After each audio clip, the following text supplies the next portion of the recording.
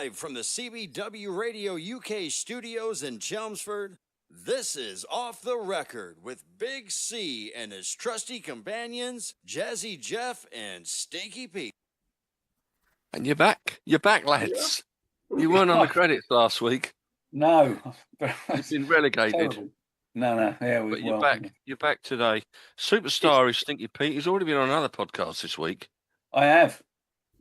He's a man in demand. Apparently a much better one than this one. Yes. I never said that, so sod off. Different. I think different I said different. Yeah, right. Simon always seems a nice guy, actually. Simon Lipson, isn't it? Yeah. He did a lot of as far as I remember, he did a lot of spitting image things, didn't he? A lot of some of the voices on spitting image. Stuff. Yeah, and bits and bobs. Yeah, I'd asked you months ago actually. So maybe he can come on the podcast and give us his Desert Island songs. And you said no, he's not really into public speaking or something. And he's even doing a podcast.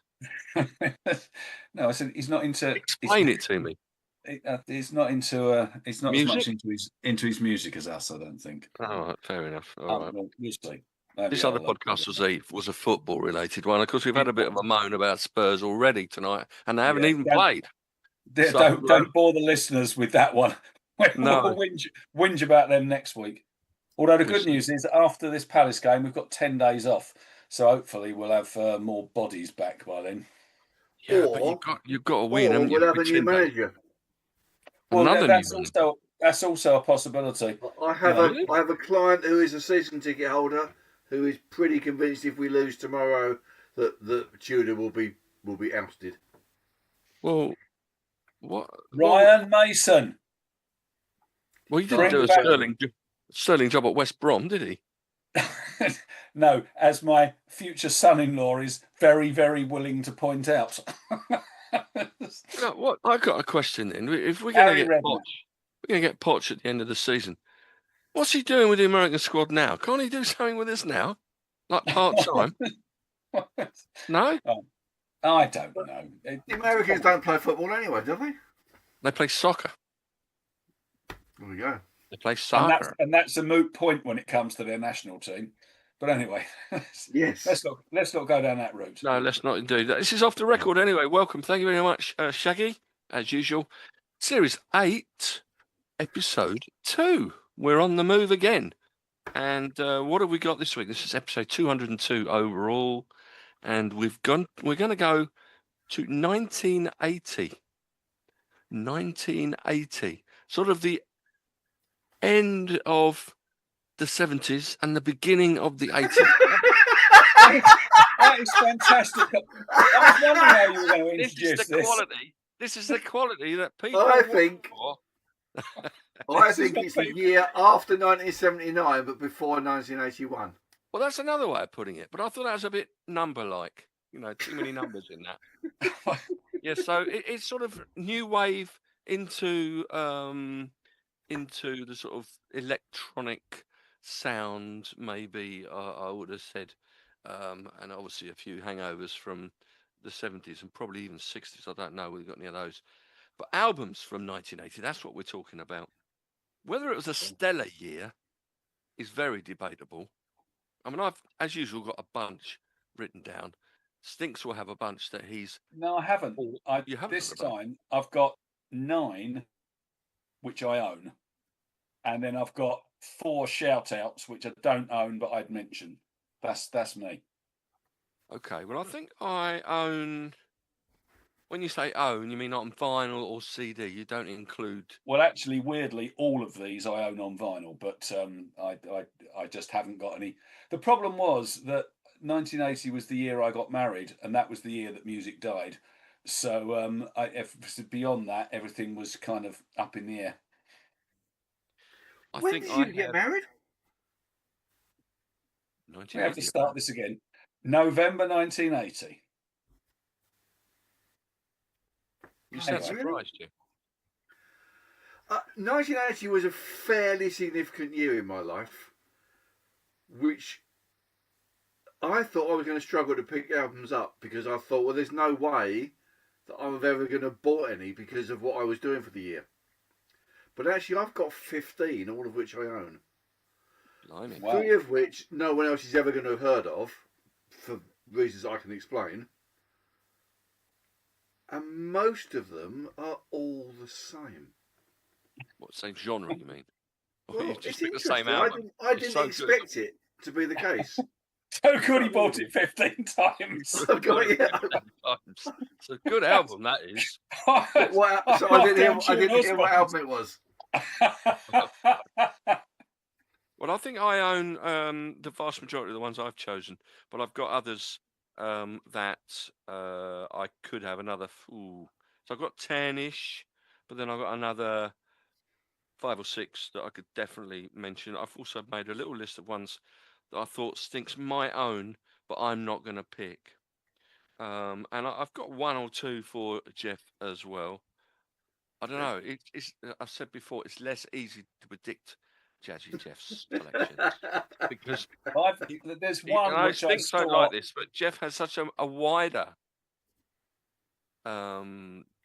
tastes, maybe more eclectic. I know Pete will disagree with this, but in terms of the albums that he buys, it's a little bit more. It's not niche. What Stinks likes, is it really? Or maybe it is. I don't know. No, I buy rock, rock, and jazz. That's pretty well it.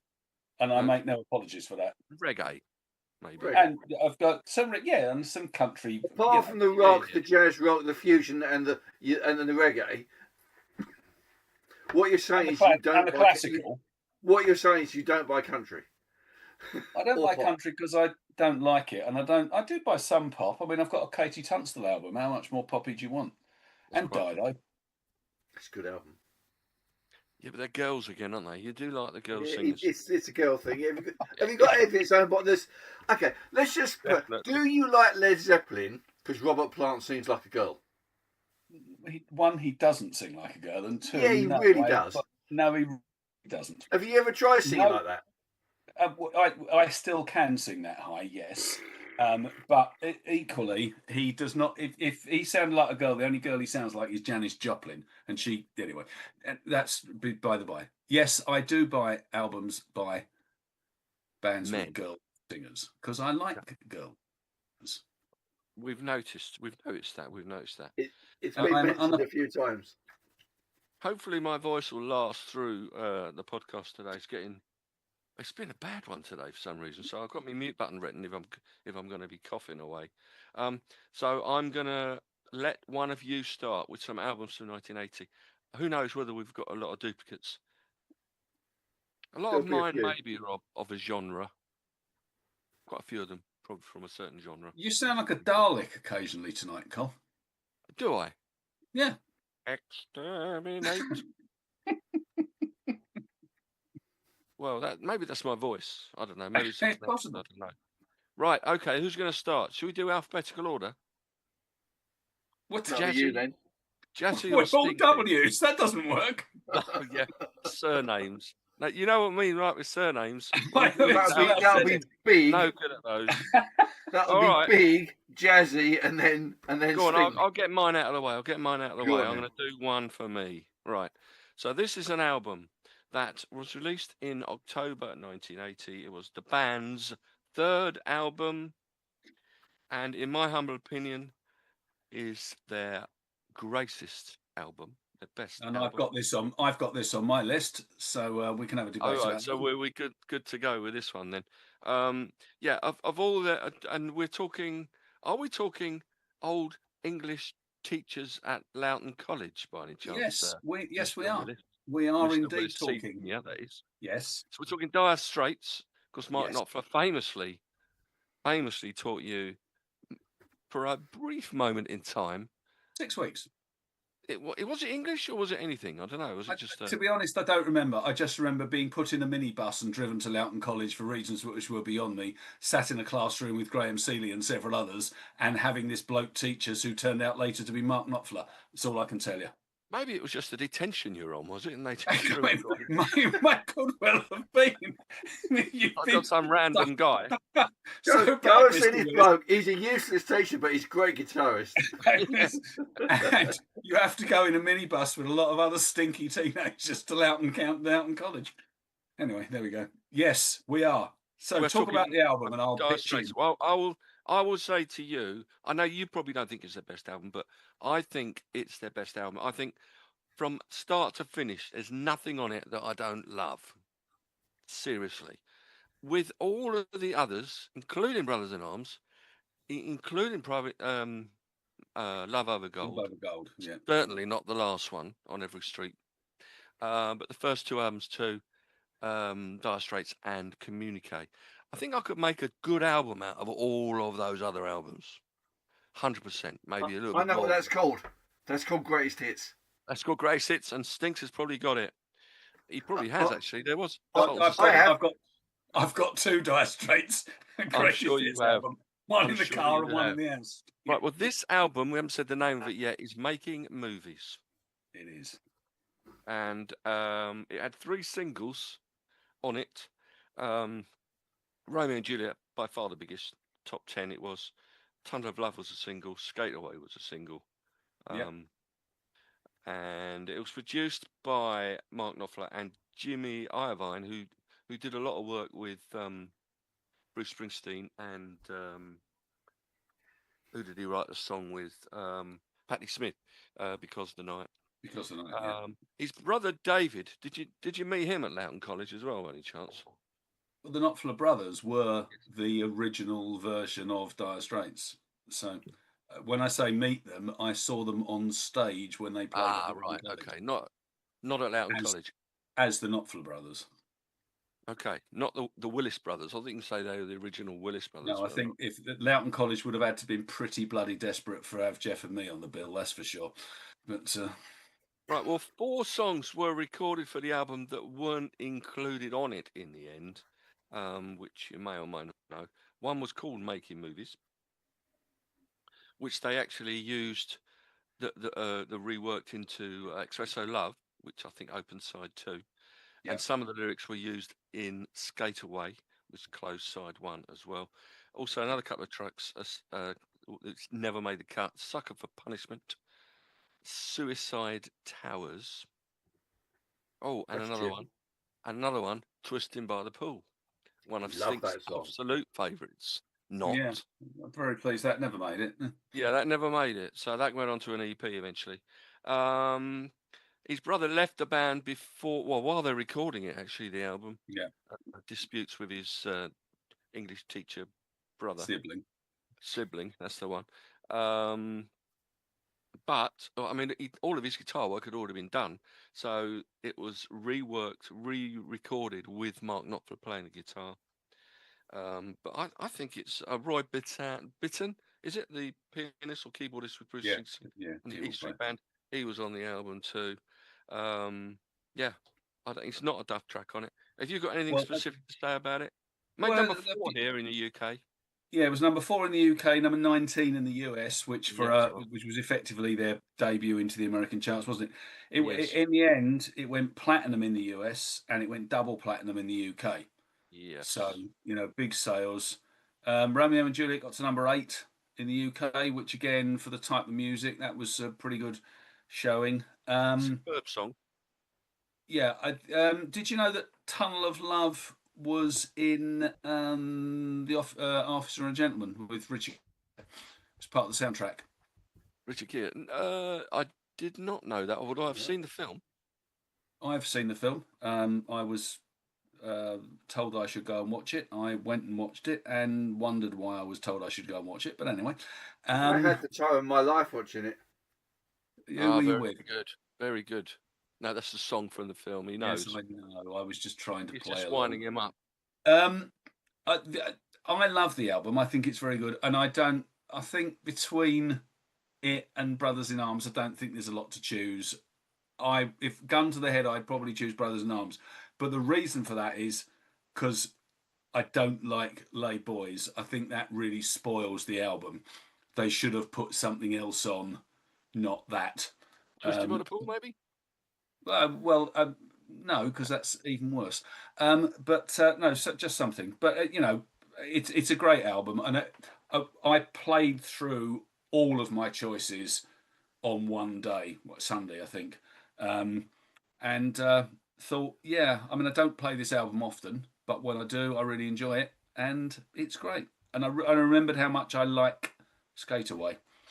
It's very good, Skate Away, yeah. Yeah, it's a brilliant song. Yeah. And only other one minor thing I would say is about Tunnel of Love and the introduction to the album. What is unique about that track and Dire Straits' catalogue? I'll tell you what it is. I think there might be one other that maybe he wrote with David Knopfler, but it's the only Dire Straits song that he didn't have full credit for the writing of, because of the link with Carousel Waltz at the start, which was of course Rodgers and Hammerstone. Oh, interesting. No, I didn't. I like the film as well, Carousel. That maybe helps getting that sort of intro to it. Pleased So to hear making movies is my first one, but also your first one. Yes. That kills two birds, doesn't it? Jeff, are you making movies fan? No, I mean, Okay. I'm not. I don't know the album. I like Romeo and Juliet. What were the other singles you mentioned? Skate Away. Well, I don't think I Skate know. Away and Tunnel of Love. Tunnel of Love and Skate Oh, Away. Tunnel of Romeo and Love was. Juliet. I quite like that. Yeah. It's to me, Dire Straits are a perfectly decent rock pop band. Knopfler's a fantastic guitarist. They've never done anything better than Sultans of Swing, but they've done an awful lot of good stuff as well. As well as that. I've got their greatest hits because actually that suits me for a band like that. Maybe so, yeah. The Sultans of Swing, is it called, by any chance? I think Best it of is. Dire Oddly. Straits, yeah. Blue cover, isn't it? Yeah. I wonder whether There's, anyone's going to buy Mark Knopfler a plectrum, maybe for Christmas one year. One day they might. Didn't you buy me one for Christmas, Pete? Yeah, I bought you Brothers in Arms. No, I haven't played that yet, so I need to play that and see what it's like. It's like Dire my Straits. apologies. It's been just a tad hectic in this house in the last few weeks. Yeah, no shit. Yeah. Is it my go? Yes, it is. Okay, I'm going to take over the podcast for 32 seconds. 1980 was potentially a defining year for me. I can't say the defining year because that would be wrong. But I spent 99% of the year away from home, which was not something which I'd done before, and to be blunt, not really something I've done ever since. I started in Scotland, went on tour, and carried on to rehearsing, meeting, yes, and all that. Like, we've had that story before, and then doing 2 more tours after that, and I then spent the entire summer and late spring, summer, and early autumn working in a holiday camp, and then it must have been Heidi hi, hody ho, douse the lights and away we go, which is what the actual phrase is, and then you put the cine racing on, would you believe? Anyway, and then it must have been Pete's Wedding, which I'd forgotten about, and I ended up working in Sainsbury's in South Woodford. So that was the year, but what that meant was that actually I didn't buy any music apart from the stuff that I was working on tour for. Does that make sense?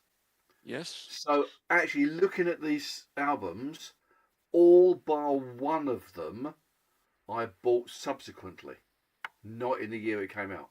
That's fine. Which, but because when you went 1980, I'm going, I didn't do anything in 1980. Like I didn't buy anything that I knew I hadn't, apart from the one that I knew I had, and I know why I bought it as well. But that's by the way. So that's the history of the year for me, and I'll come on to one of them at the end, one of the tours, because we've had that conversation as well before. I'll drop 2 in very quickly at the beginning, because that gets them out of the way, and it also gets me in touch with where You guys are. Okay. So, and simply because we've talked about them so many times before that I don't want to do it again for too long. So one of them is One Trick Pony by Paul Simon, which the critics all say is his worst album. I think is my favourite, not necessarily his best, but my favourite, because of the stellar band that's behind it. Awful film, soundtrack to a film, but a great album.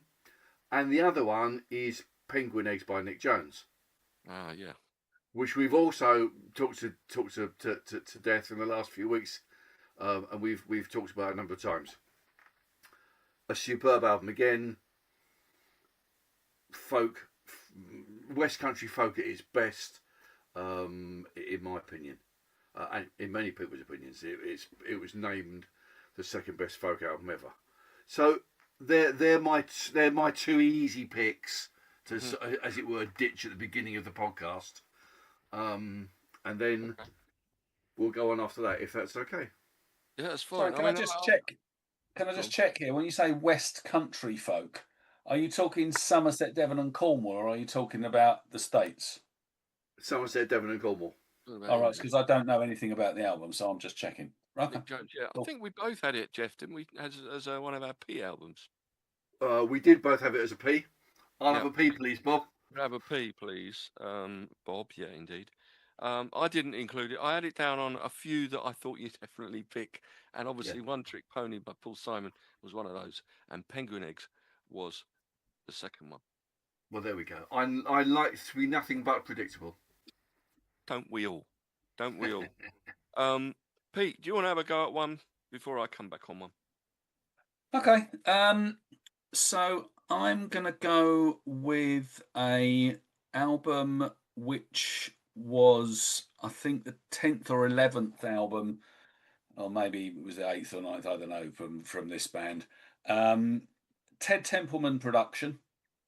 Got to number 3 in the United States of America, number 53 in the United Kingdom, and the single off the album got to number 5 on the Billboard, and it is One Step Closer by the Doobie Brothers.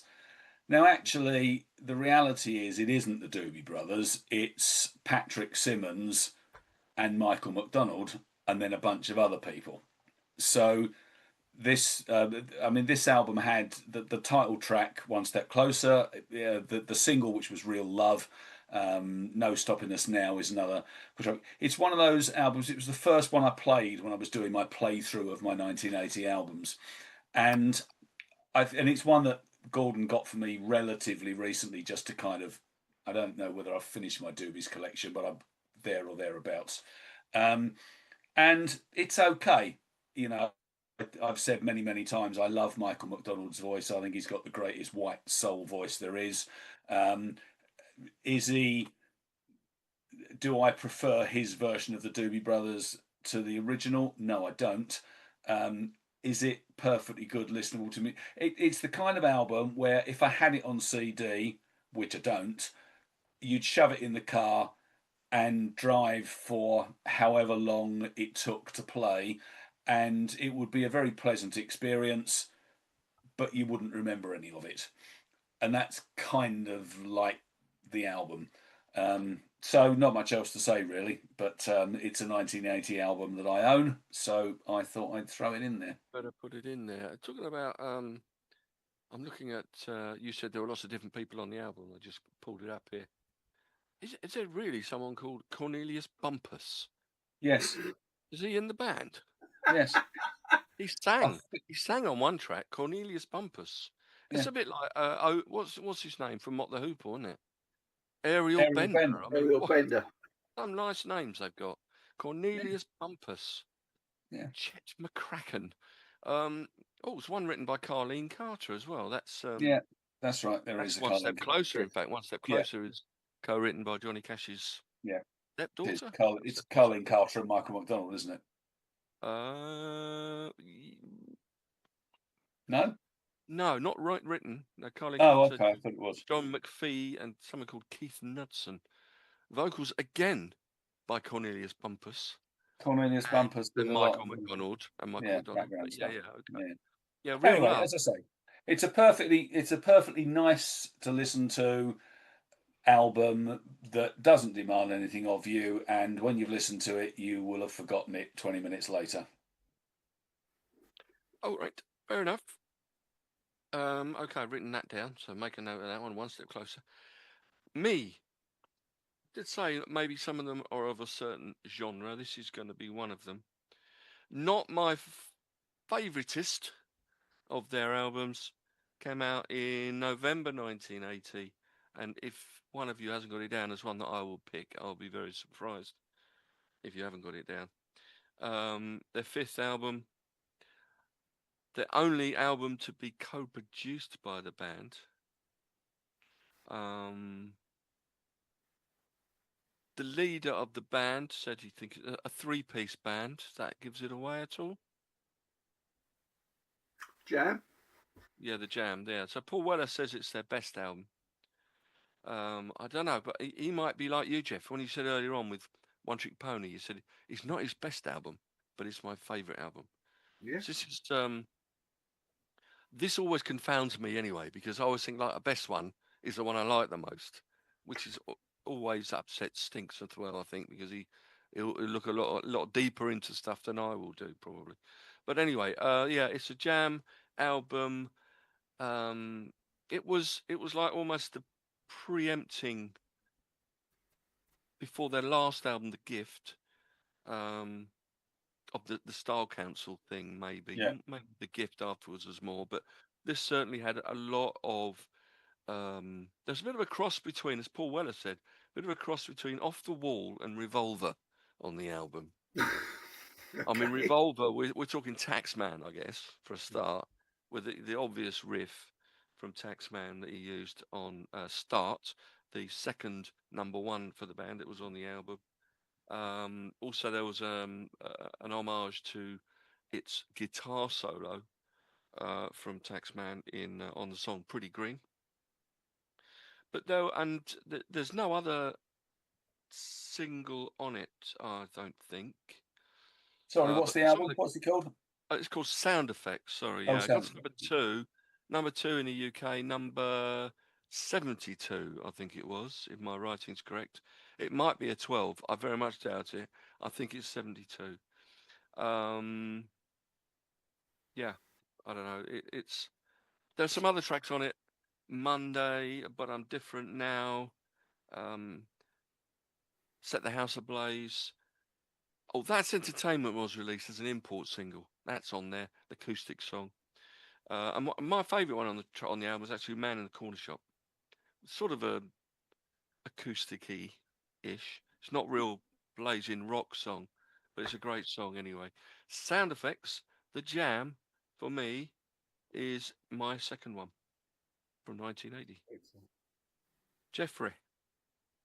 Okay, so of the 8 I've got left, or 7.5 I've got left, only 2 of them have any UK charting at all,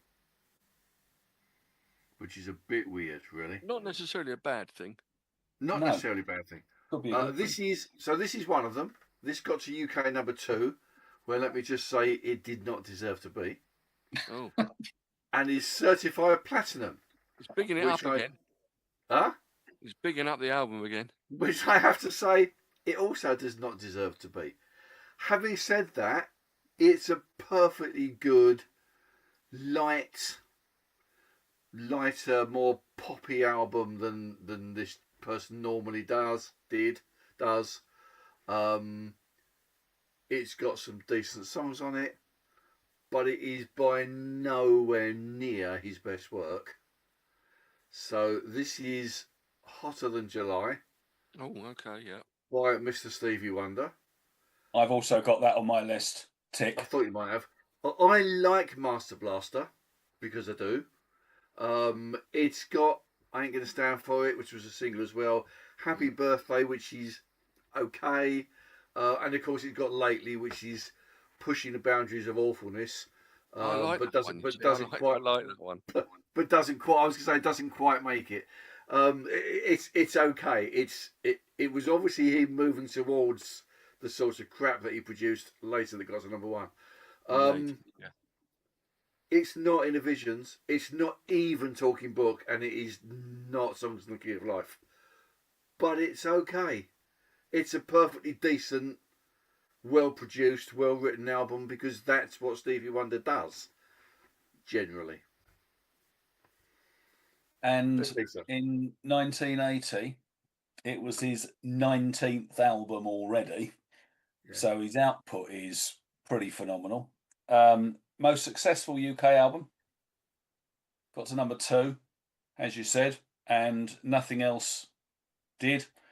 Got to number 3 in the US. Certified platinum for 1 million plus copies in the US. So for me, I think, I mean, I've got it on the. It was an afterthought because I'd forgotten that it was 1980, and then I thought, oh, well, I own it, and I've better talk about it. I like Jamming. I think it's a good song. I agree with you. We talked about it last time. Lately is a bit meh. Happy Birthday just is overplayed because it's like every single one of the kids' birthdays we used to stand on the chairs and sing Happy Birthday. So it's kind of got a family memory to it, which is nice. But I think the standout track on it is I Ain't Gonna Stand For It. I think that's the best track on the album.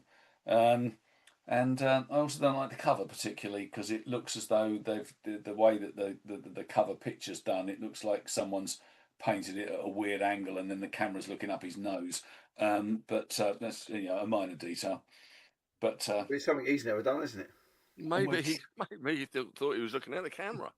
Was it a painting or was it a photo? No, right. Excuse me. Can we not have any Stevie Wonder jokes? This is Blindest, and we'll never get on the BBC for being blinded. Well, that's done. That's with stuff. Well, I Ain't Gonna Stand For This great song. I do like Lately. I have to say, I'm a bit of old softy when it comes to some of these songs. Not a softy enough to fully appreciate the I Just Called to Say I Love You, of course, which came out, as you correctly said, a bit later on in '84, I think it was, Jeff. But yeah, I'm sure that in the 80s, maybe his output generally in the 80s went the same way, in other words, in a downward direction that so many other artists did that were massive in the 70s.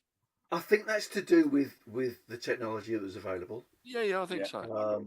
I think the technology that was available made recording so much easier than it had been, but not as easy as it is now to do it yourself. That I don't mean they got lazy because that's a ridiculous thing to say. And there's some fantastic music in the 80s, but I think a lot of the people that have been going for some time kind of like just dropped off a bit because it was easier for them than it had been. So we're saying the music of the 80s was generally good by artists that were new.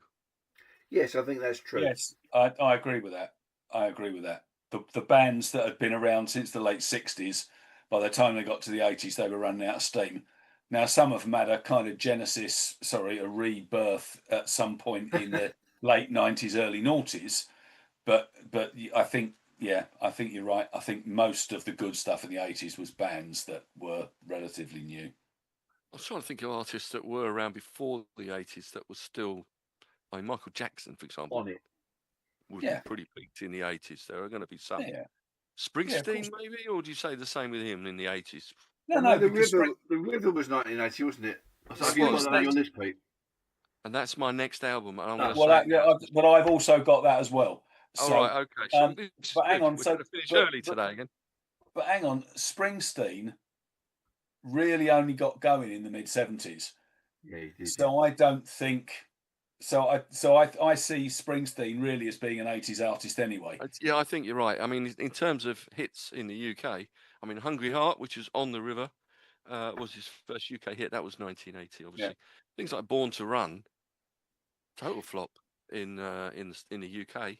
Not massive in the US, actually, as well. But since we mentioned it, we'll talk about the River. Double album, his fifth album.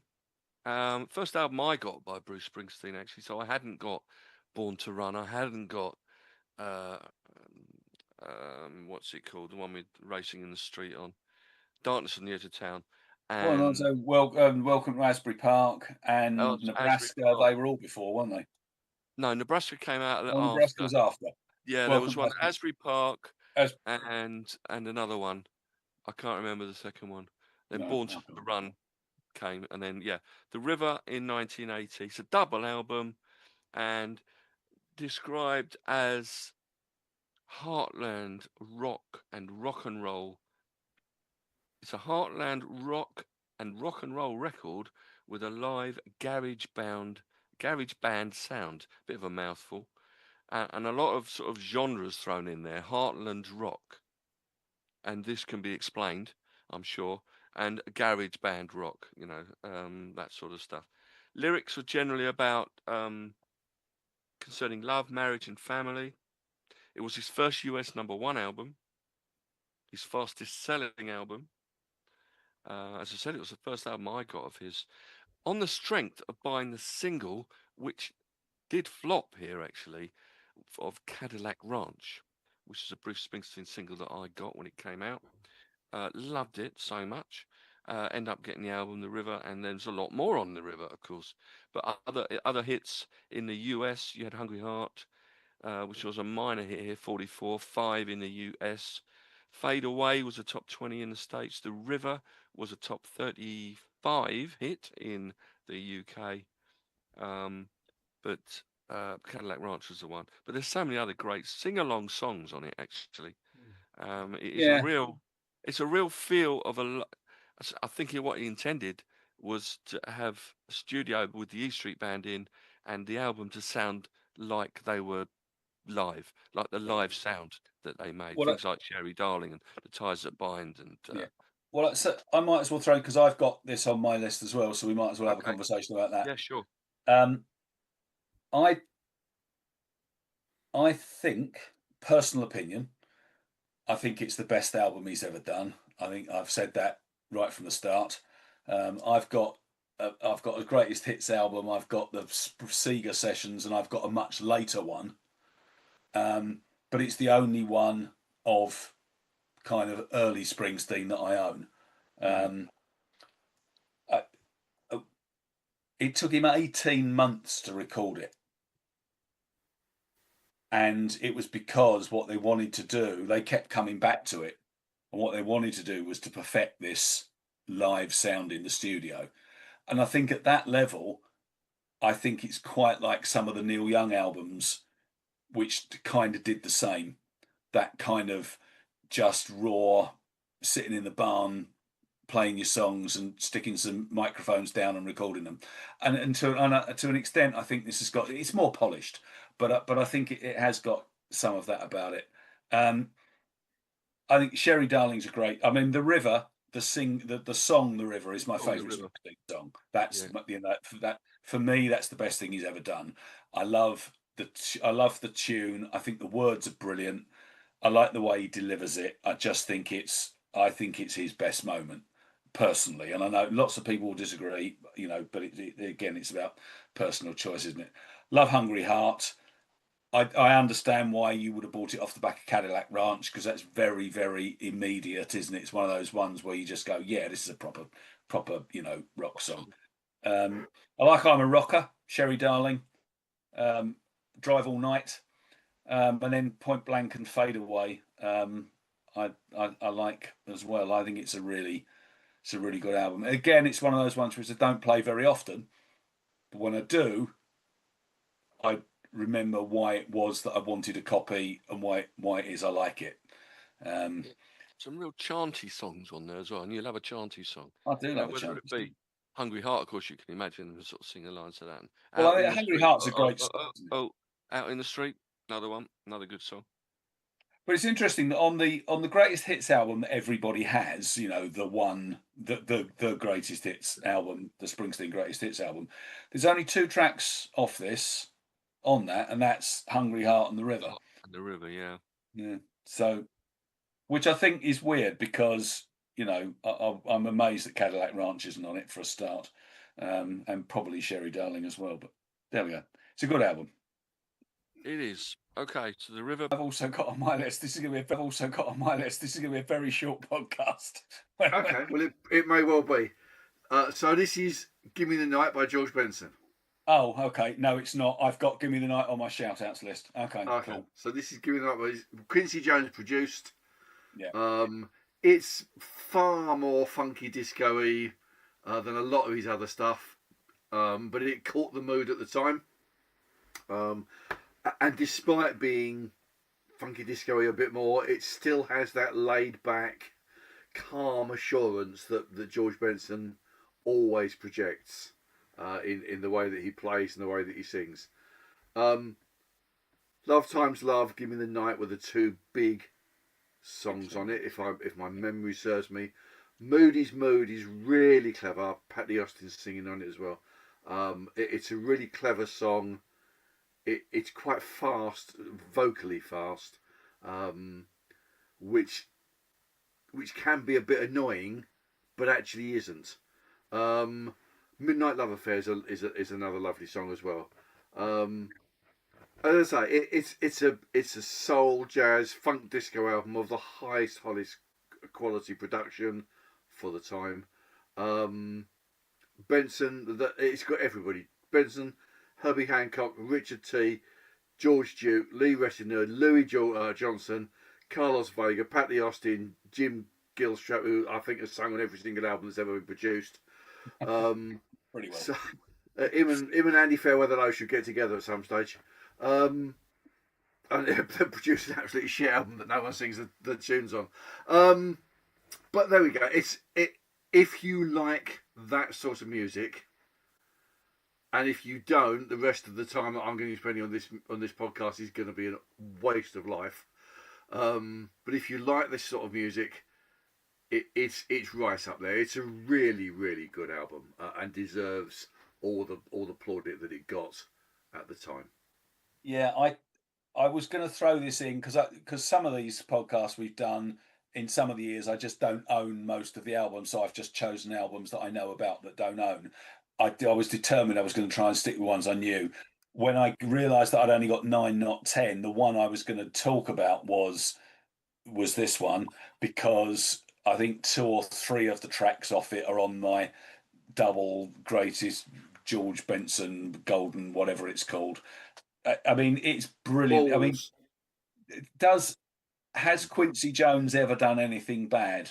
Probably not. Well, we might come on to that a bit later. Oh, okay, all right. Well, but we might not. But we might not. I think he's a brilliant producer, and he also does great music as well. And I think just working with George Benson is fantastic. And I have, of course, seen George Benson for a little while in Paris by accident. So that was my story. That was one of my favourite stories. The big question for me, though, about this album, Jeff, is what the hell was the year? What year was it? This is you're trying to work. The big question should be, how did he wear that jumper without it itching that's on the front cover? Because he's got a woolly jumper on and clearly nothing underneath. Ooh, and it must have itched like hell. That would be irritating, wouldn't it? Oh, immensely. Terrible. Well, I had Give Me the Night down for... Actually, I think I had it down on a provisional stinks list, actually. But, I mean, yeah. U2. Both of them. No, it's not the band U2. Although we could come on to them because they had an album, didn't they? We may well we could come on to them. Might come on to that. They may or may be on my reserve list. No, they may or may not be. Okay. All right. So Give Me the Night, Georgie Benson. Okay, on to mine. This was, believe it or not, from the year 1980. Wow! If only we were doing that on the podcast this evening. If only I'd... Oh gosh, looks amazed and shocked. This was their second album, this band. Came out in March 1980. They just signed a big record deal with Chrysalis. First album came out on Rough Trade Records in '79. They had a bunch of singles, none of which really charted significantly. Big record deal with Chrysalis, and they were on fire then, and they had their first hit record, not massively hit, got to 44. Then a first single from this album called At the Edge got to number 15 in the album in the singles chart in 1980. I have, because we're still in 1980. The title track, kind of. Shall I tell you the name of from Northern Ireland?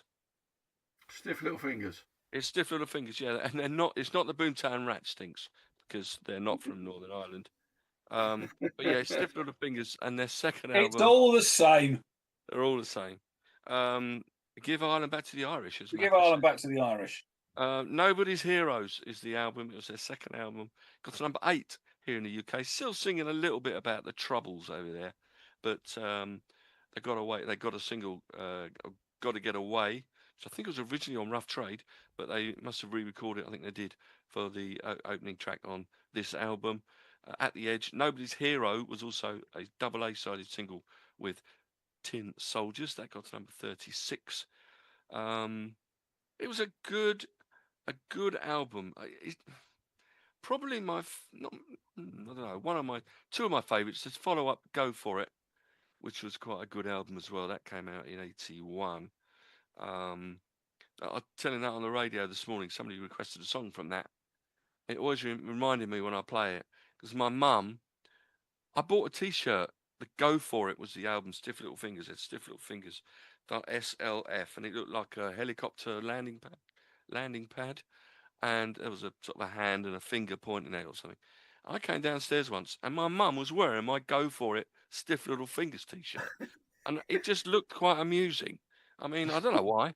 She's normally listening to Jim Reeves and Ken Man's Dodd Barney.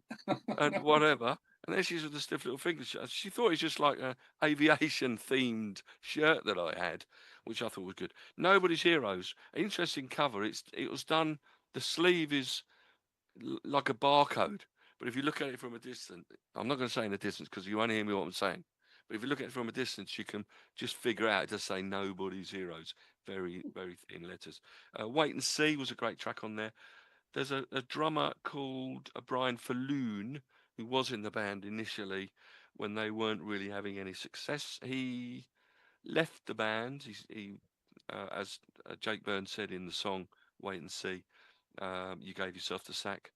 Now there's no turning back. Now all your futures wait and see.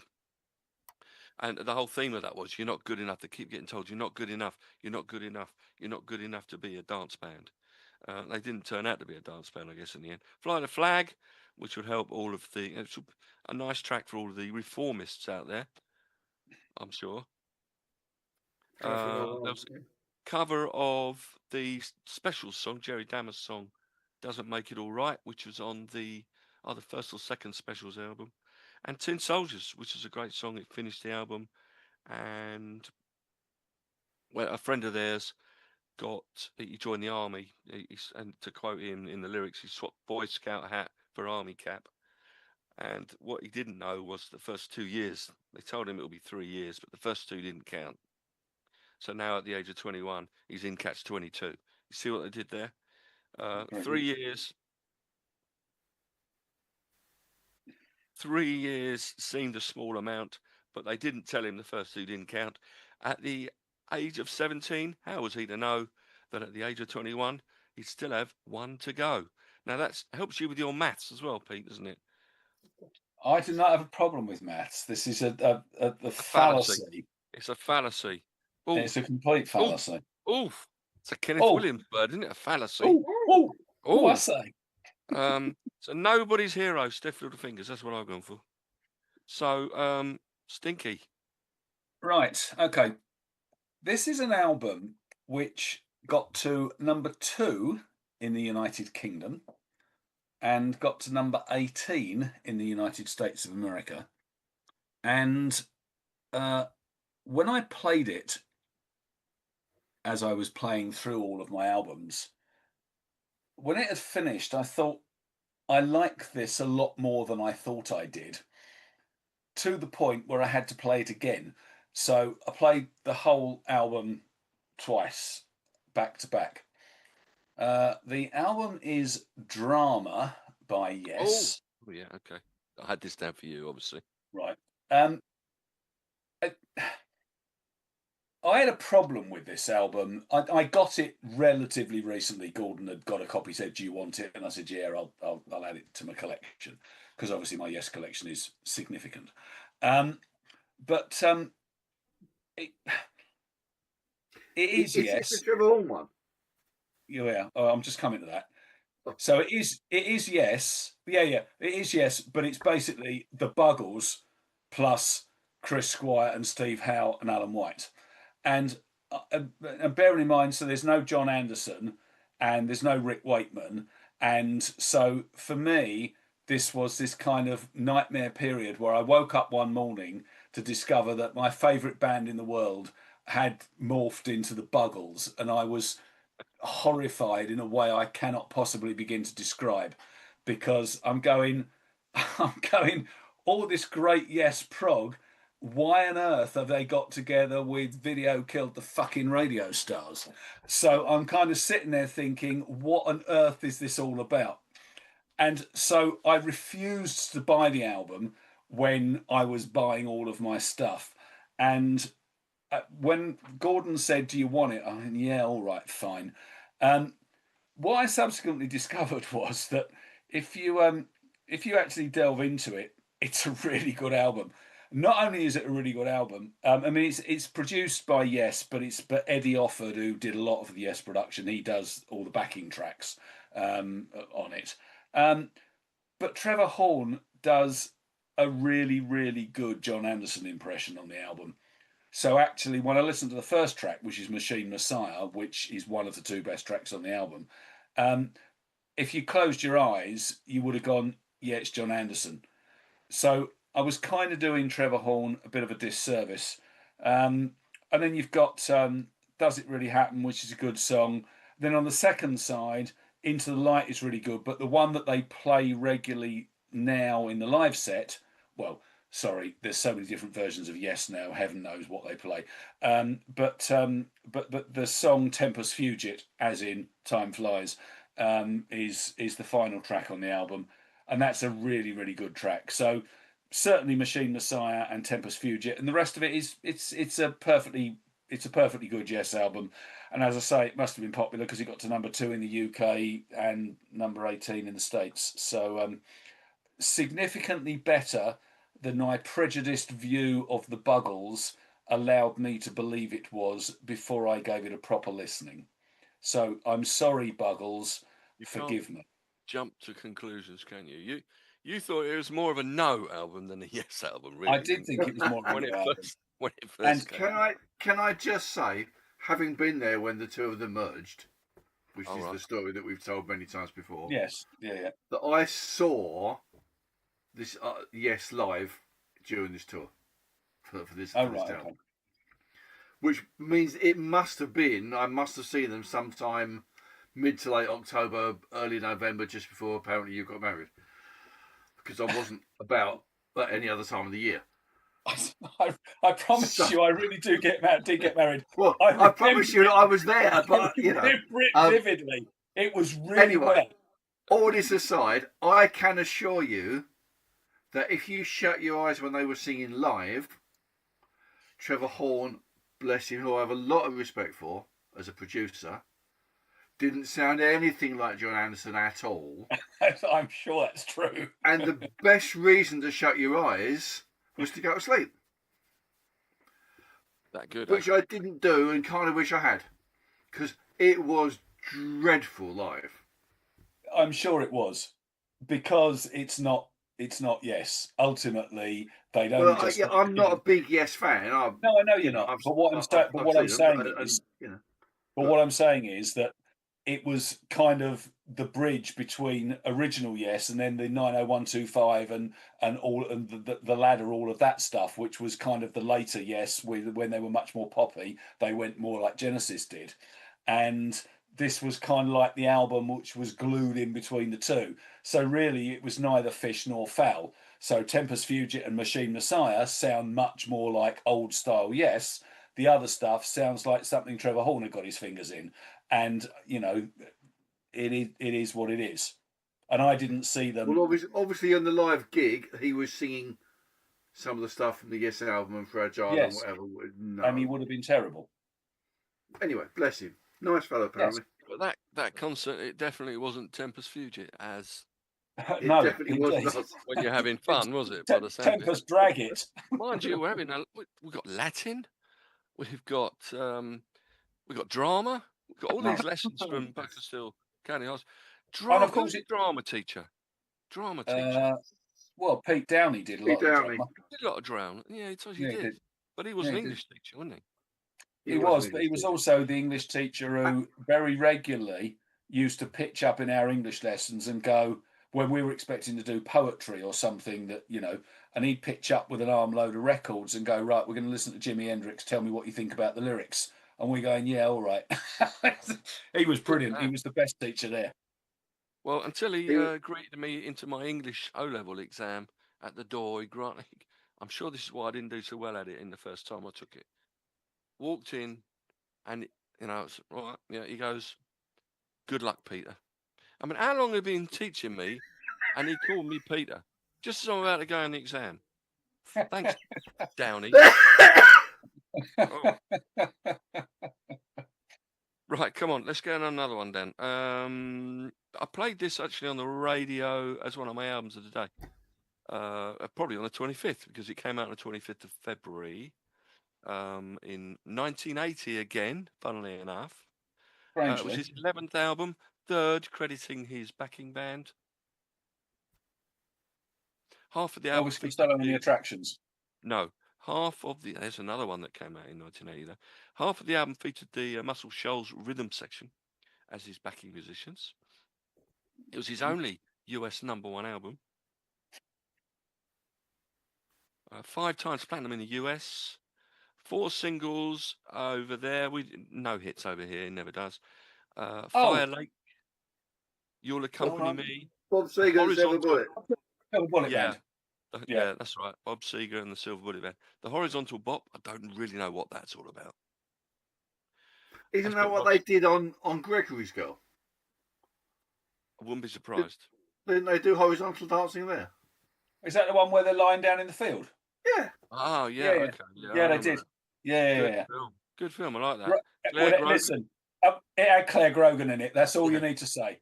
It's got Claire Grogan in. Great film. And what was the other one? Oh, and the title track, Against the Wind, which is the name of the album that I've chosen. Yeah.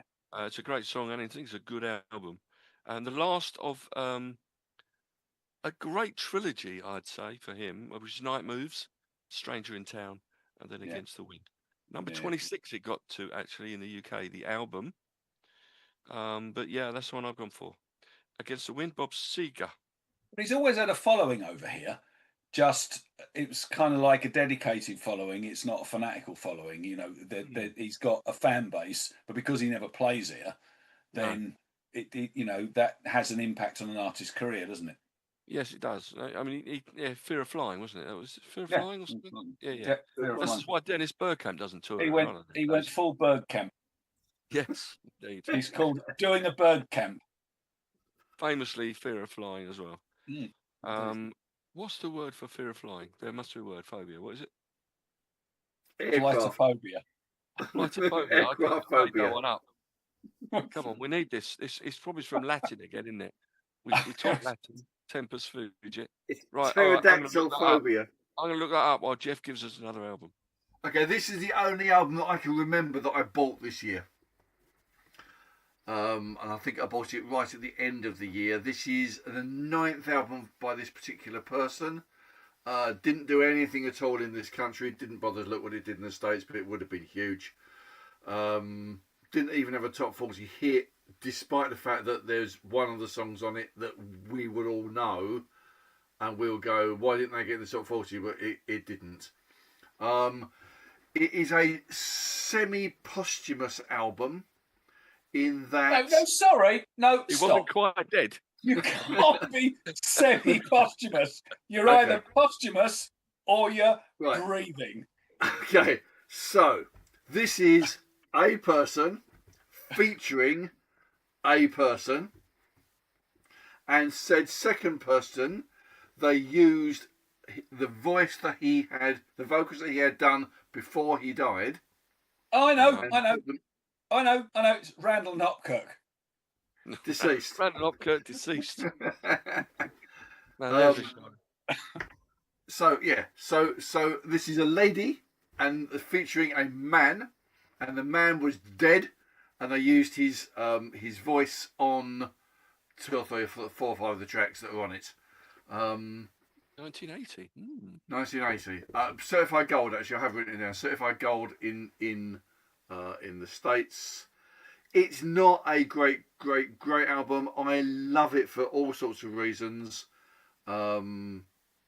It's her. I still think at her best. And they're so this is. I'll give you some of the hits off it. That will tell you what it is. Don't Make Me Wait Too Long. God Don't Like Ugly. You Are My Heaven. Only Heaven Can Wait, which is my favourite. And the big hit was Back Together. Well, he's not helping me at all. It's not helping me either. Back Together does ring a bell. Yeah, it sounds like something that Brian dead Ferry in might have done. 1980. It's not Luther, is it? He weren't dead in 1980. No. Back Okay. Together. Is it Tammy Terrell and somebody? So we can all move on and get on with something else. This is Roberta Flack featuring Donny Hathaway. Oh, Donny Hathaway. Right. Yeah. And Donny Hathaway was her co-songwriter, her pseudo-producer, her partner in musical crime. And didn't he take a dive out of his bedroom window? He did. I think so. I thought he. Yeah, he came out. He'd laid a whole load of stuff down in the studio, went home and was ended up on the carpet outside, which is not good. He has carpet outside his bedroom window. Well, mate, I tell you, it's the States. You don't know what they have in there, you know. I always thought it was grass. It's funny, isn't it? Because That's probably what made him jump. If you look at all the hotels, they always have a bit of carpet, don't they? That's true. Yes. And I've never quite understood why they're not filthy dirty because people walk across. Anyway, that's all by the by. It's a jazz. It's a soul funk album with a bit of jazz in it. God Don't Like Ugly it's a really good song. It's not as bad as it sounds. Back Together was a big hit in the States, and actually got played over here quite a lot. I'm surprised it didn't get in the top 40. What's it called? What? Did you say what it was called, the album? It's called Roberta Flack featuring Donny Hathaway. Oh, right, okay. Couldn't think of a better title. Snappy title. Yeah, it kind of says what it is on the tin. Yeah. Kind of like it's probably would have given it away if you'd have given us. Well, it'll be like calling one of their albums, I don't know, The Beatles or Led Zeppelin or I don't know. I know it's a difficult concept, but you know it's called. It's a fair point, well made. It is a fair point. We can't argue with that. We can't argue. No, you can't. It's a good album. Is it me now? Then come on, then. Is it me? I've lost track. Yeah, I'm gonna go with jumping all over the place because everyone's doing everyone else's albums. What you got, Paul? Yeah, true. I've got an album. I've probably mentioned this one before. Probably had it as one of my N albums. Probably had it as one of my debut albums. So hopefully it won't take too long. Came out in May 1980. It was their debut. It had 6 weeks in the chart. Peaked at just number 44. Had a big hit from it. Number 3 hit in 1980. And not a lot else. They had a few minor hits after. They had a follow-up hit to this massive hit, which would give it away if I told you, I'm sure. The follow-up was called News at 10, which only made number 44. But due to they reckon it would have got higher, and I'm sure it should have done. But due to a long-running strike at the Top of the Pops, which for those not in the know is a long-running, not anymore. All sorts of shenanigans went on in the Top of the Pop studios, which the BBC would already. We'll never get on the BBC if you go into that. It's no longer made, but there was a strike there which sort of didn't help its rise up the chart, and of course, also the BBC Radio 1, which would have been playing all the popular beat combos songs on the radio, weren't that keen probably on having a single called News at 10, which was a flagship news program for ITV, which probably didn't help. Indeed it was. The single I'm talking about before that was Turning Japanese. Television. Which the Vapors. It's the Vapors. Oh, the Vapors. The Vapors, a bit I don't know, they went a bit posh and they didn't have a U in the name of the album, in the name of the band for some reason, just to be a bit more catchy and a bit edgy. But that's how they probably would have spelled it in the Or a States. bit more Maybe they were American. aiming the American market, yeah. The album was called it's a play on words, New Clear Days. Oh, very good. That was, yeah. That's Yeah, very like clever. that. Which is very good. Like that. Yeah, and I've mentioned it a few times. It really is a good album. Um, one guy got a credit on the album because I remember when I was at work, my last job, where they were updating the computer system, and a guy came in, guy called Mark, something like Randall or Rendell, and he was a close friend of Dave Fenton, who was the lead singer and writer of all the songs for the Vapors, with the long, strange hair. If you remember was it a mullet he had? Did he have a mullet? Kind of a mullet. Mullet's where it's long at the back, and the mullet was what Chris Waddle and Glenn Huddle had. Yeah, it's what Chris That's Waddle the had. one. Yeah, probably not that Yeah. then, is it? But yeah, he worked in the originally got to know him as in a greengrocer's or something. So he got a credit. The greengrocer got a credit, and that was Mark, my software guy. He was quite impressed when I had the album. Nuclear Days, Vapors. Not a classic anecdote, I know, but Well, we enjoyed it, and so did all the listeners. I'm sure they did. I can hear them laughing. That's the bit they'll wind back to listen to again, without a doubt. Yeah. Go on, Stinks. Okay. I've got 5 left. If that helps anyone work out where they are. I've got 4. I reckon you've had 6. Jeff? No, you've had 5. I've had 1, 2, 3, 4, 5. I've had 6.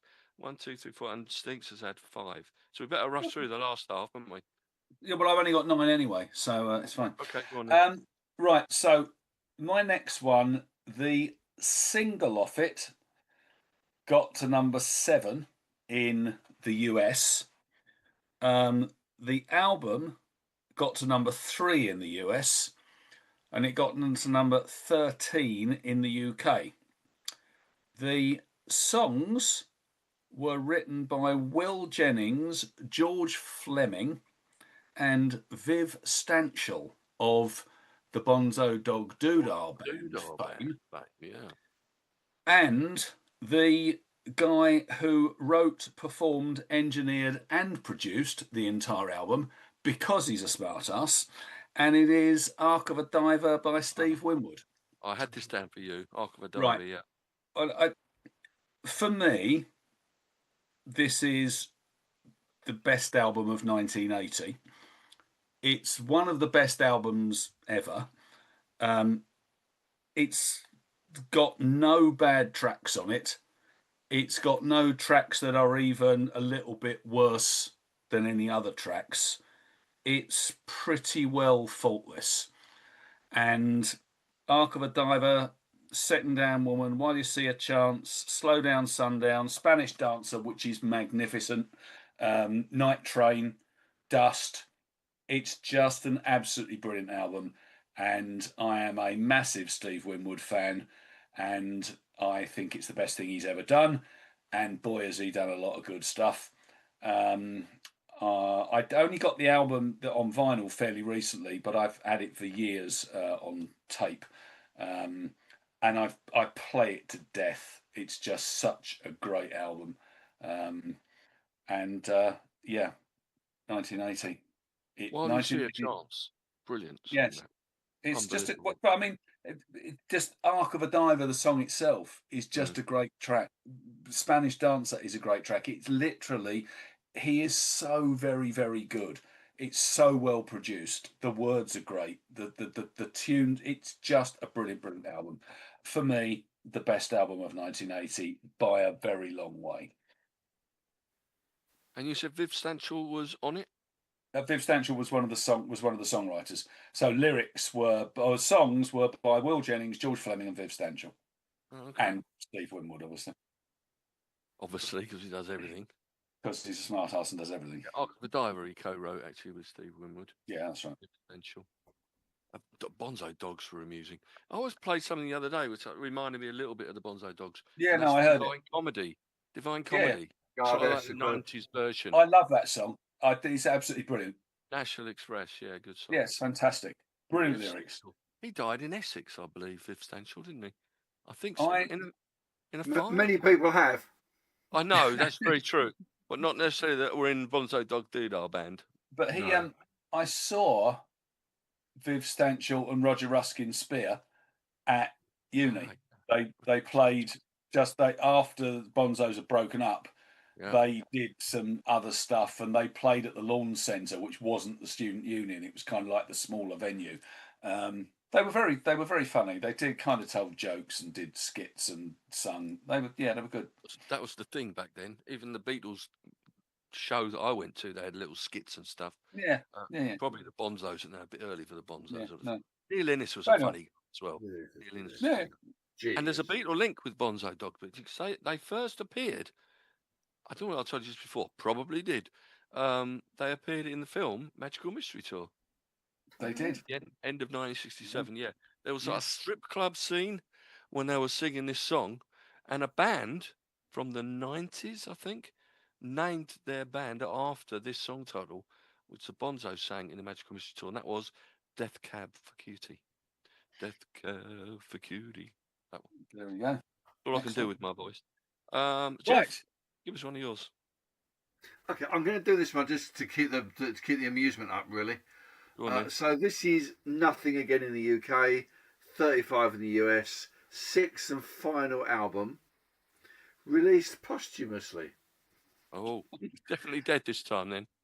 Except that okay. Except that the vocal tracks were done in 78, 79. So he recorded it before he died. That's what you're saying, yeah? She recorded the vocal She. tracks Okay. before she died, Ooh. and then all the music underneath and the other people that are singing on it were put together in 1980 for this album. That's like a lot of the Hendrix stuff, where they took his guitar stuff and then put everything else under it afterwards when they released all that stuff. And Similar. that's where the whatever the word is, I now can't think of, comparison to Hendrix will die. So yeah, this is Quincy Jones produced again. Okay. His words to sum the album up were "keeping the bridge but moving the water," is how he described it. One of the songs is This Lady with P.O. Bryson. One of them is with Stevie Wonder. One of them is with George Benson. So it's all that same lot, that's there. It's not. Is this a great album? No. Does it have its place in the annals of soul music? It absolutely does, because this lady deserves to be there. This is an album called Love Lives Forever, which I got on import because he's got the little clippy blip out at the top. Yeah, I know. Yeah, I know the sort. And this is Minnie Riperton. Oh, I said, did you hear me say Minnie Riperton? I did hear you say as I spoke it. Yeah, this is Minnie Riperton. It's a good album. I mean, I like listening to it. She's got a beautiful voice.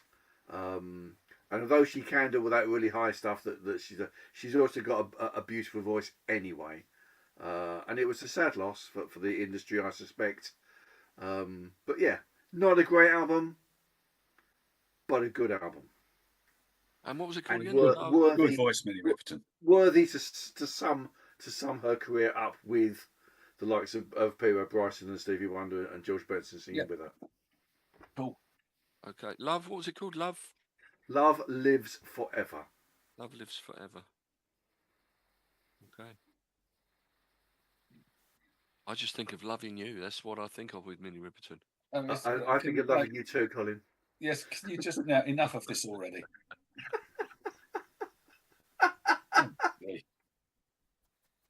I told you not to say that on the live.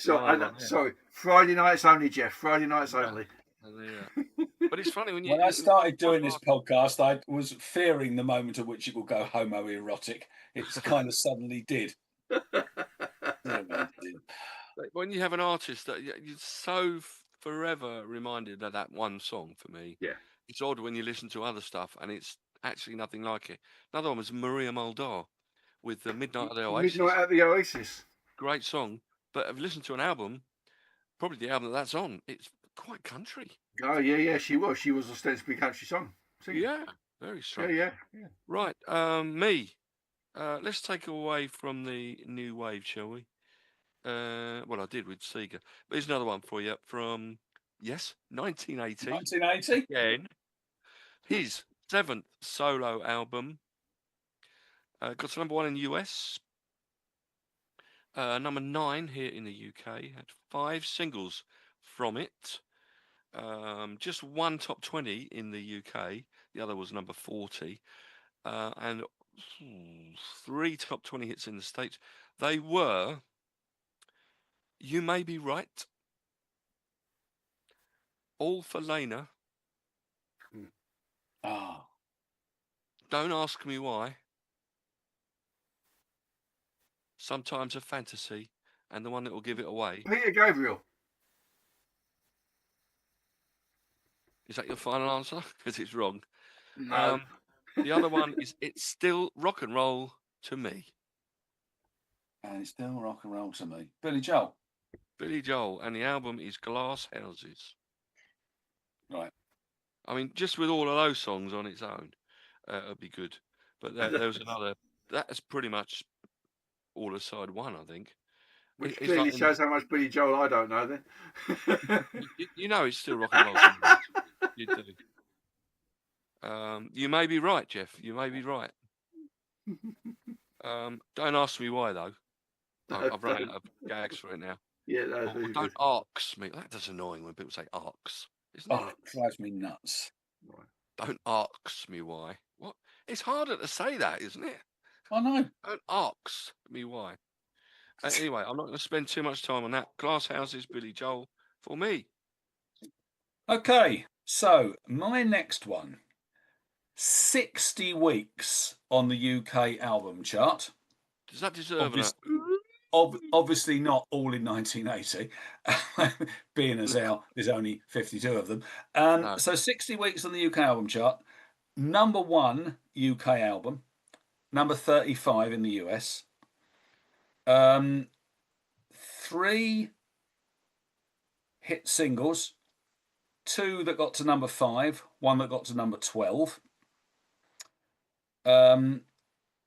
3 members of the original band, supported by 3 different drummers, 3 different bassists, Neil Hubbard on guitars, and Paul Carrack on keyboards. Paul Carrack, as of Ace and Squeeze, and as in Ace and Squeeze.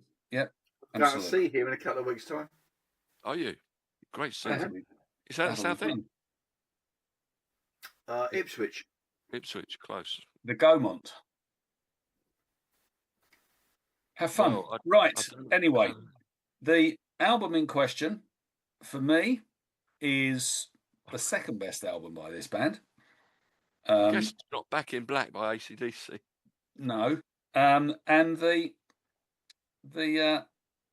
it's pretty well flawless in terms of the type of album it is, and it is Flesh and Blood by Roxy Music. Roxy Music. I had that down for you as well.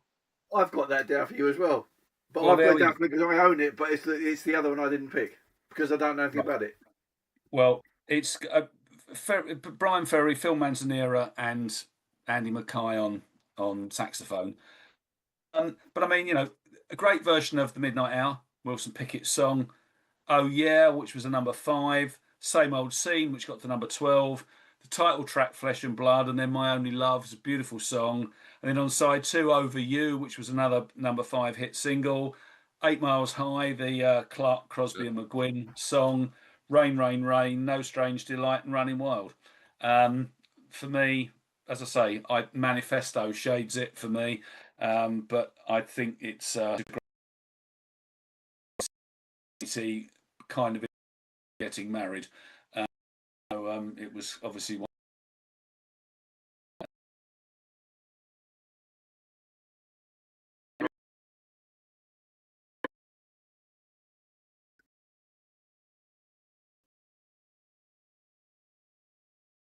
99.9%.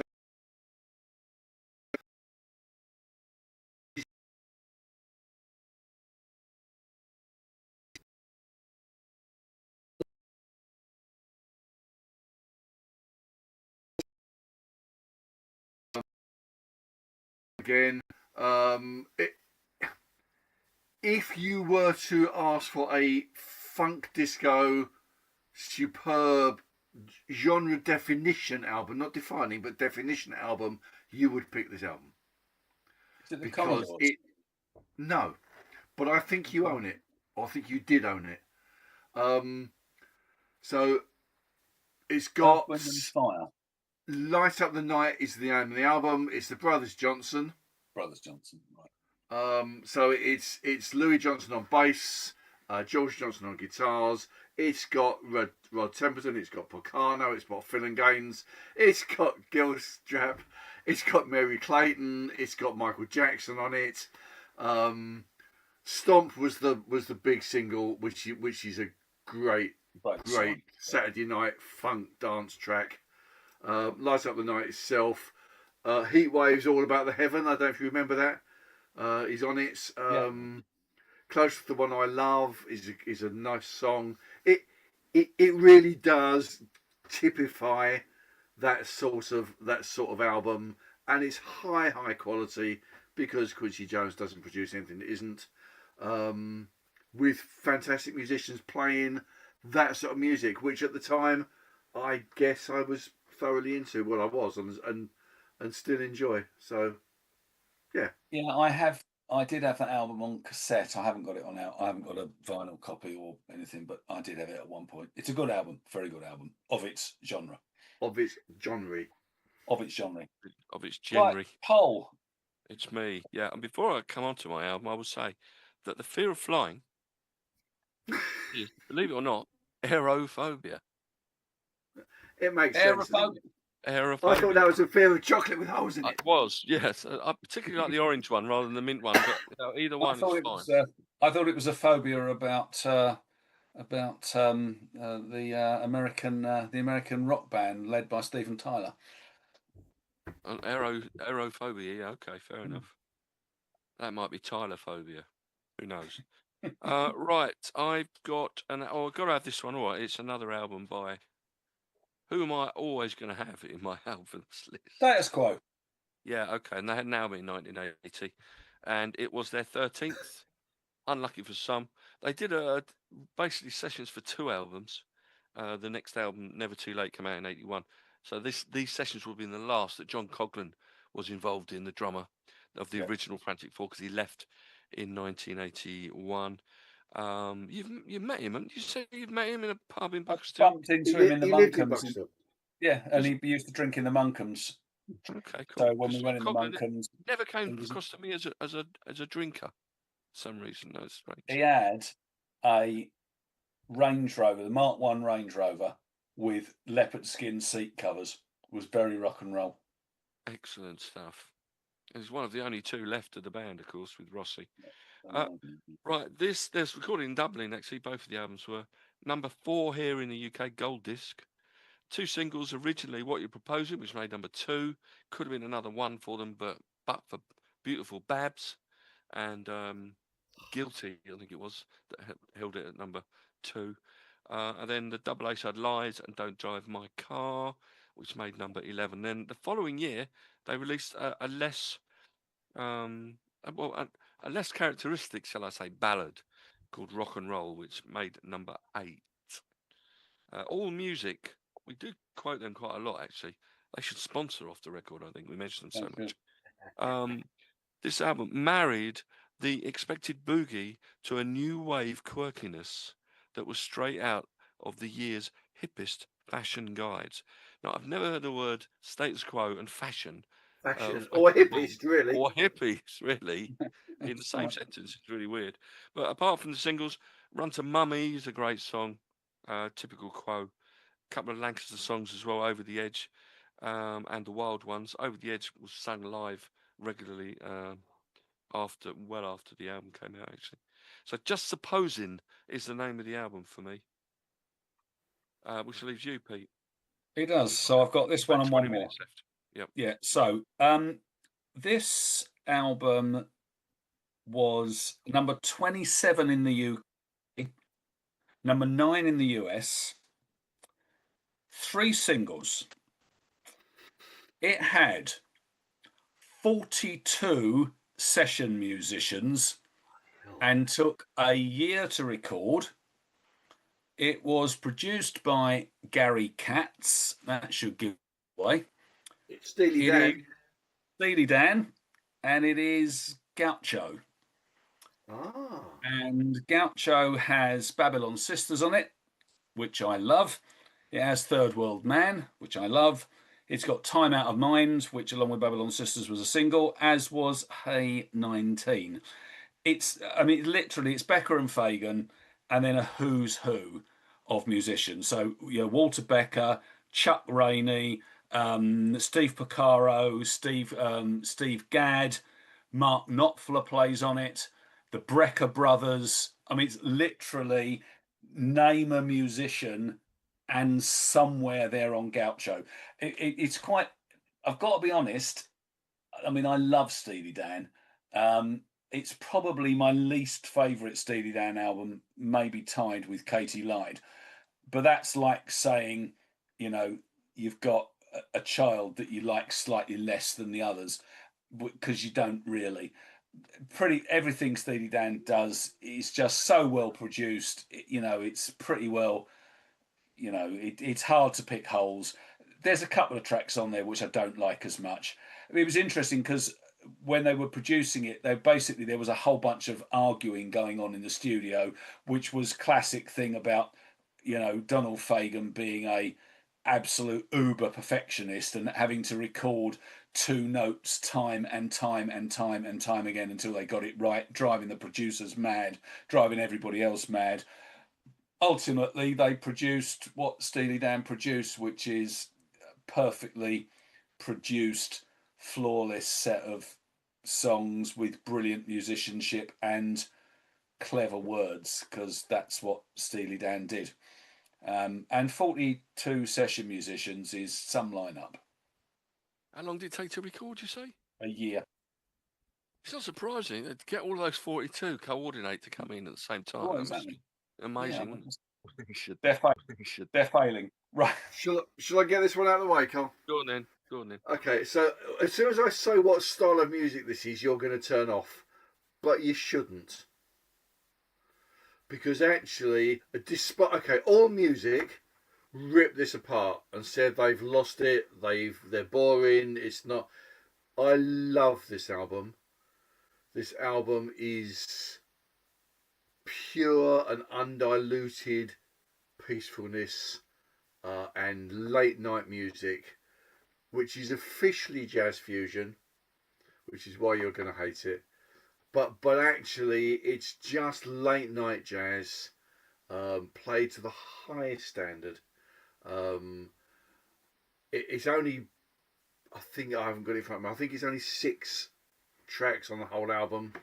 Only one of them's got a vocal on it, which is the first one, which has got Bill Withers singing on it.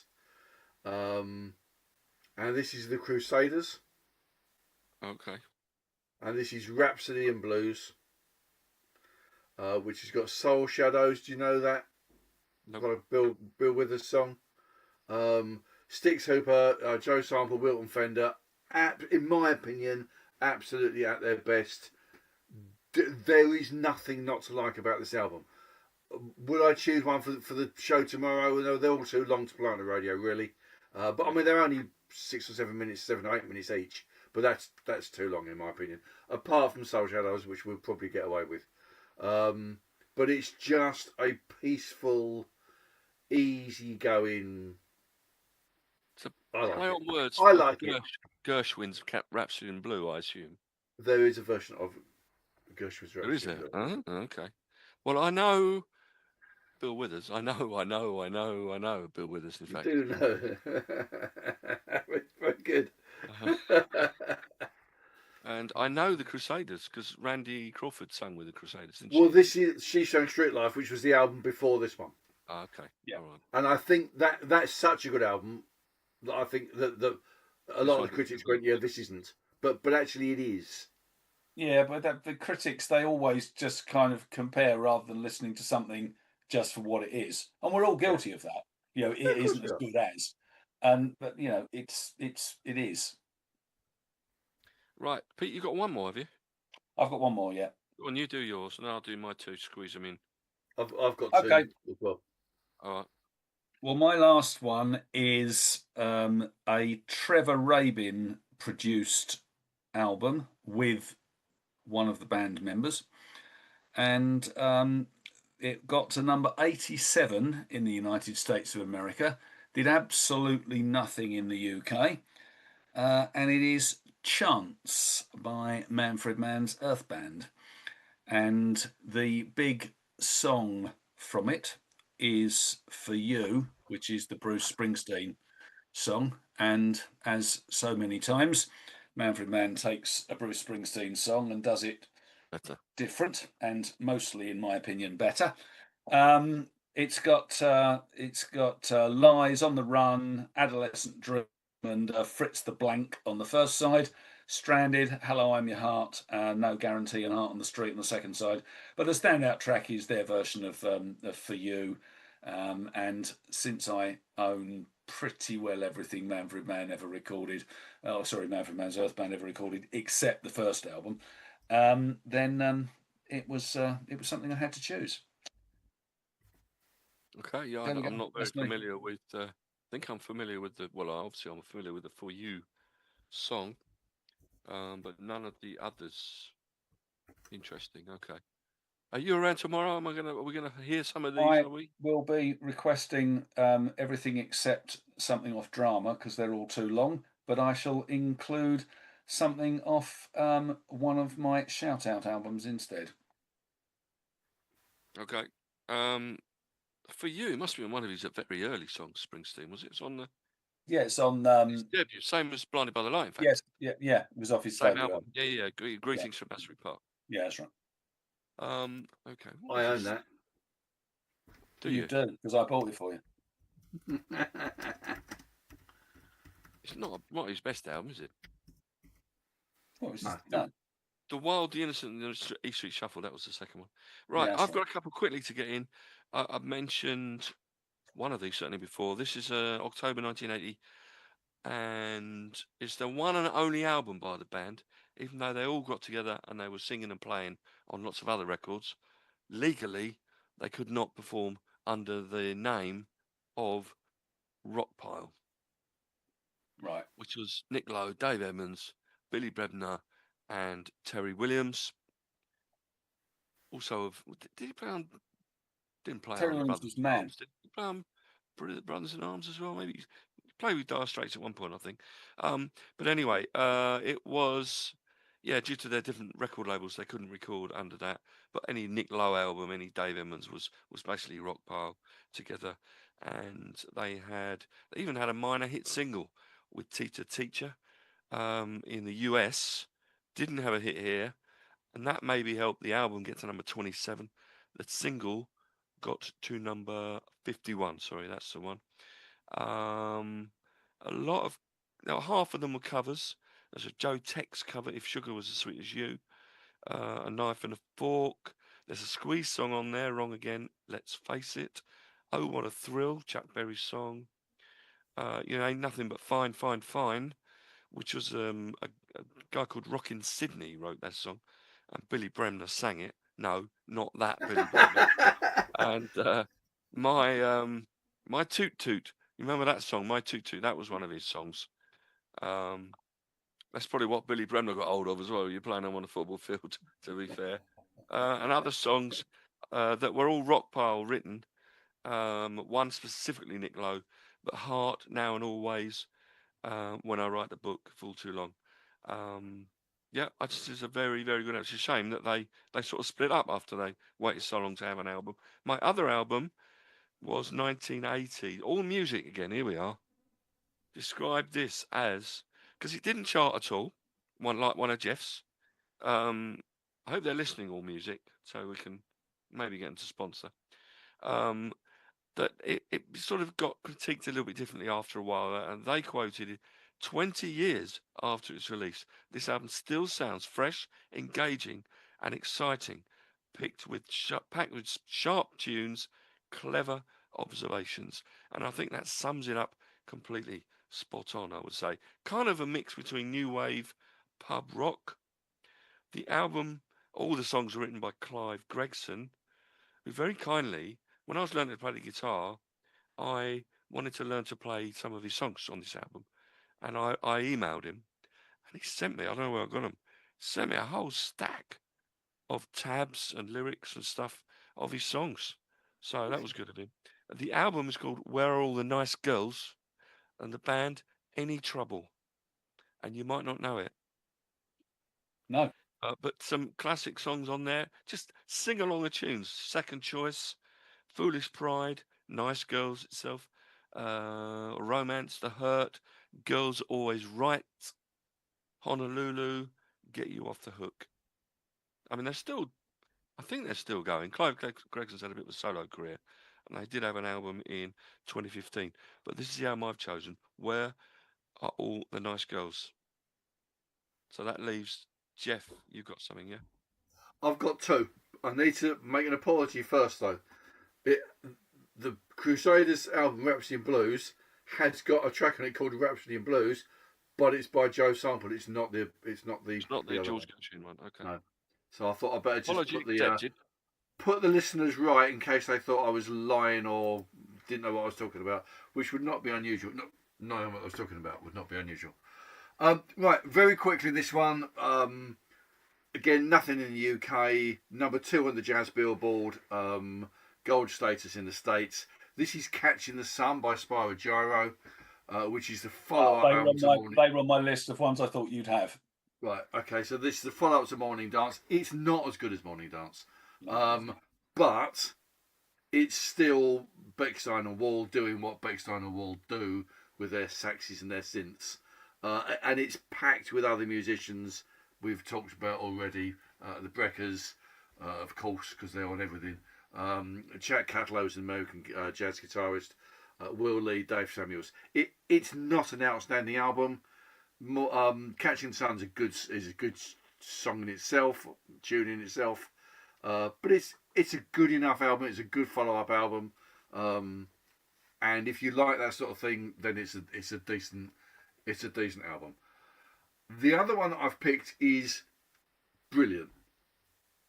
Oh. Having knocked a whole bunch of other albums, this is one of the ones which is not on the jazz funk soul side of the world, and I got this a lot later than 1980.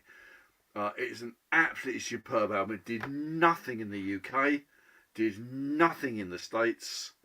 It's his 8th studio album. It has Phil Collins on drums and on backing vocals. And it's an album that was actually written between Phil Collins and the guy whose album it is, because they were both taking their frustrations of their divorces out musically. This is Grace and Danger by John Martin. I suspect it's probably my favourite John Martin album. Maybe One World. That's a difficult thing to quantify. Grace and Danger itself is a great song. Some People Are Crazy is interesting. Sweet Little Mystery is superb, but it's far more in my style. It's a little bit more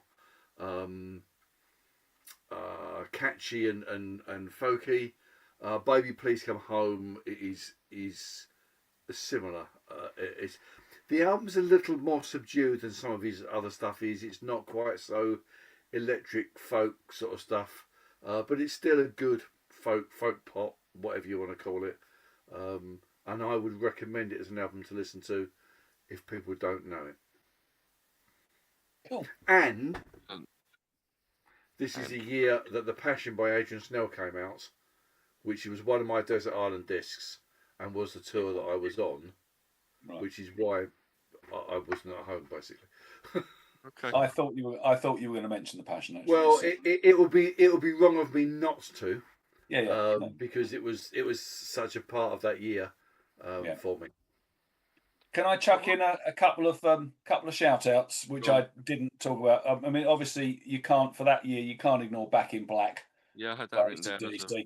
a mention. Yeah, You can't ignore Uprising, Bob Marley and the yep. Wailers, I had that down for you actually. and you can't ignore Boy by U2, You too, yeah. Another one. Or Peter What Gabriel about by Peter Gabriel. or Peter Gabriel by Peter Gabriel. Yeah, was that 80 or was that which? It I wasn't thought the that was first one, was it? no, Sounds real. That was Peter Gabriel 3. It wasn't his first Peter one. It Gabriel was his 3. third album. Okay. All right. What about I don't know much about this, but Permanent Waves album, Rush. Rush, yeah, I saw that was out that year. I don't know. I mean, it's obviously got some tracks on it that I know, but I don't own it. So All right. Well, my shout outs will be because I got those 10. I also definitely could have had any of these in. I played a couple of them this week actually. the One was Revillos, Revillos and Rev Up, yeah, which was their first, not their only, but I think their first album certainly. I played a bit of Shaky today, which I love that album actually, and I know that you may laugh, but It was okay. The bits I heard were no, it was perfectly good. I love acceptable. him, but it's such a tight unit band he's got behind him. I think like with Stuart Coleman and Albert Lee and um, Sons. Oh, he's a drummer. Can't remember. I mean, it's sort of a Dave Edmunds sound to it to me. I mean, they all left him, I think, when he went a bit too poppy in the 80s. But I've also got End of a Century by the Ramones when it was their fifth album and it's all specterized, Phil specterized. And it sort of was Wall of Sound and it was sort of the way they were heading after that. It's, I don't know, I prefer some other albums to that. Elvis Costello, I mentioned briefly earlier on, Get Happy. And Hypnotized by the Undertones, their second album, was even Billboard said a sprightly collection of 15 short and punchy songs that convey a sense of humour, catchy melodies and lyrics that stand out above your average rock fare. That had on it My Perfect Cousin, Yeah. which is a great song. Um, but that would be my shout outs. But others, you mentioned Back in Black. Got so many, I thought someone's going to maybe mention that maybe deserves some kind of mention, even though they didn't make any of our lists. But I'm trying to think. I thought Permanent Wave someone might have a go at. I think are really big ones. You can't think of any, are you? which ones did Neil have? Oh, Neil had, well reminded, I picked up on my phone because I lost a bit of paper. Neil went for Back in Black, Right, AC/DC, Making Movies, and that's right. Cure, 17 Seconds. Don't know that at all. I know the Who's that? name. I know the Who's that album. by? The Cure. The Cure. Oh, okay. It's one of these guys, like Rod Stewart, really, when they get to the age they are. I know he's not as old as Rod Stewart. They really should do something about their hair. Is that Fat And Bob? not, That's what his name is. maybe Rod should have a bit of a purple rinse or something. I don't know. But so thank you very much, guys. We got through 1980 unscathed, I think. Apart from by the BBC, of course, which you might have picked up on our mention of Top of the Pops and the dodgy goings on over there. And I'm sure there was something else as well earlier on that BBC might not like. But this Undoubtedly. podcast will be posted to the usual places over the coming days by Shaggy to Google Podcasts, Apple Podcasts, Spotify. It will go on to iTunes as well. It's going to be permanently there. Thanks for watching on YouTube, on Facebook, or on the other one, Twitter, or X as it might be called. And we'll be back next week with another stunningly interesting and amusing discussion about our As the favourite case may albums. be. Or About something. not about one of those. Let's go one of those. And good luck to Spurs tomorrow night. Good Oh. grief, do we need a win? Are we, tomorrow boy? Yes, we do. Definitely need a win. Need 3 points tomorrow. But that's it for the show. All I've got left to say is it's a good night from me.